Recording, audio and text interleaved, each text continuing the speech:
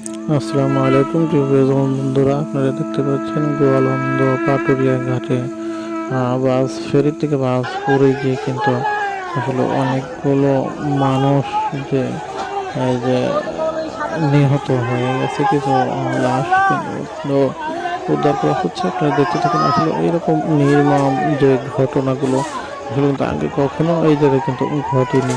আপনারা দেখতে থাকুন, সম্পূর্ণ ভিডিও দেখতে থাকুন আর সকলের জন্য দোয়া করবেন, তার পরিবারকে যেন আল্লাহ তাআলা যেন ধৈর্য ধরার জন্য কিছু লাশ কিন্তু অলরেডি উদ্ধার করেছে ডুবুরি দল। আপনারা দেখতে পাচ্ছেন বাসের ভিতর থেকে কিন্তু লাশ উদ্ধার করা হচ্ছে এবং বাসটির মাথা কিন্তু আমরা দেখতে পেয়েছি এবং এখানে নৌ পরিবহন মন্ত্রণালয়ের প্রতিমন্ত্রী। রাজবাড়ীর গোয়ালন্দ উপজেলার দৌলতদিয়া ফেরিঘাটে ফেরিতে ওঠার সময় নিয়ন্ত্রণ হারিয়ে পদ্মা নদীতে পড়ে গেছে সৌহার্দ্য পরিবহনের একটি যাত্রীবাহী বাস। বুধবার বিকেলে দৌলতদিয়ার ৩ নম্বর ফেরিঘাট এলাকায় এই ঘটনা ঘটে। প্রত্যক্ষদর্শী ও স্থানীয় সূত্রে জানা গেছে, বাসটি ঘাটের পন্টন দিয়ে ফেরিতে ওঠার সময় হঠাৎ নিয়ন্ত্রণ হারিয়ে ফেলে এবং সরাসরি নদীর গভীরে ছিটকে পড়ে। দুর্ঘটনার পরপরই বাসে থাকা যাত্রীদের মধ্যে কয়েকজন কোনো রকমে ঘটনার পর চরম আতঙ্ক ছড়িয়ে পড়ে এবং শত শত এলাকাবাসী ঘাটে এসে জড়ো হন। খবর পেয়ে পরিস্থিতি নিয়ন্ত্রণে ও উদ্ধার তৎপরতা চালাতে দ্রুত ঘটনাস্থলে ছুটে যান পুলিশ।